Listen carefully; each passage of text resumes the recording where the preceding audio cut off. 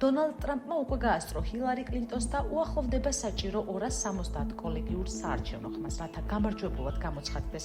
მისი გამარჯვების შანსები ამერიკის და მსოფლიო ფინანსურ ბაზარზე უკვე საგრძნობია. თუმცა ტრამპის გამარჯვება მსოფლიოსთვის შესაძლოა უფრო მძიმე შედეგის მომტანი აღმოჩნდეს.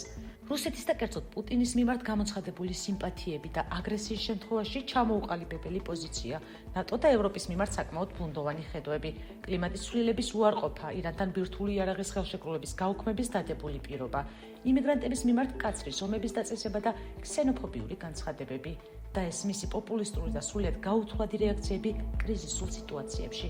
გახლავთ ის მცირე ჩამონათვალი იმ ფაქტორთაგან, რომლებმაც შესაძლოა საქართველოსაც იქონიოს სერიოზული გავლენა. თან 2 წელი არც კონგრესი და არც სენატი დააბალანსებს მის შეუზღუდავ ძალაუფლებას. არსებობს ყალბი ამერიკაც. ეს დონალდ ტრამპია. მსოფლიო მასხარას ეძახდნენ წლების განმავლობაში, მაგრამ ეს კლოუნი ბოროტი კლოუნი აღმოჩნდა. ძალიან საშიში. ასევე ოლიგარქმა, მაგრამ ხო ისაუცრება ამერიკის პრეზიდენტმა ეს გადაყლაპა. ძალიან მიხარია ბაიდენის გამარჯვება, მაგრამ კიდევ უფრო მეტად მიხარია ტრამპის წასვლა.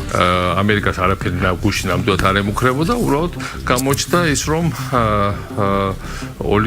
მაინც რაღაც ოლიგარქიული ინსტინქტები ტრამპს აქვს პირად ურთიერთობებზე მაღლა დააყენა თავის პირადი ინტერესები, იმიტომ რომ ასეთი არის ოლიგარქის ბუნება. ტრამპი კი დემოკრატიის ის შეცდომაა, რომელიც ხდება ხოლმე, რადგან დემოკრატია სულაც არა მმართველობის საუკეთესო ფორმა. ოღონდ მასზე უკეთესი ჯერ არავის გამოუგონია. ჩემი ქვეყანა არასდროს ყოფილა ისეთი რუსული, როგორც ტრამპის დროს. ყველაზე სუსტი პრეზიდენტი ამ მხრივ, რუსეთთან ყველაზე უფრო კარგ ურთიერთობებში მყოფი. საქართველოს პრაქტიკულად რუსეთისთვის გადამცემი პრეზიდენტი უკვე შეიცვალა ამერიკის შეერთებულ შტატებში. ბაიდენია პრეზიდენტი. დემოკრატიული სამყაროს წინააღმდეგობაში ტრამპი პუტინის უზარმაზარი გამარჯვება იყო. ცხადია ეს ბევრ ადამიანს ესმოდა, ვინც ამაზე ხმამაღლა ვერ საუბრობდა.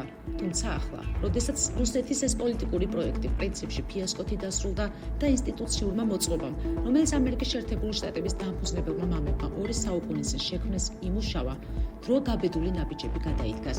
დაიწყოს ტრამპის იმპიჩმენტის პროცედურა, ეს მას სამუდამოდ ჩამოაშორებს პოლიტიკას. რაც ვერ გაითვალისწინა რუსეთმა და რატო დასრულდა საბოლოოდ ფიასკოთი მისი ეს პოლიტიკური პროექტი, არის ის, რომ ამერიკის შეერთებულ შტატებს აქვს უძლიერესი სახელმწიფო ინსტიტუტები. ჯო ბაიდენი არის ამერიკის შეერთებული შტატების შემდეგი პრეზიდენტი. მსოფლიო უბრუნდება კანონზომიერებას, მალე საქართველოშიც. ამ ტრამპს, რომელიც დღემდე თავს აცხადებს პრეზიდენტად, ამ ტრამპის ადმინისტრაცია და მისი ნასხლეტები არის ის, რაც ხდება საქართველოში და არის ის, რაც ხდებოდა კირგიზეთში. ტრამპს დაიჭერენ, როგორც იქნა საიდუმლო და ზესაიდუმლო დოკუმენტების უკონტროლოდ სახლში წაღებას, არავინ აპატიებს მაგ რუსეთუმე ჩმორ კლოუნს.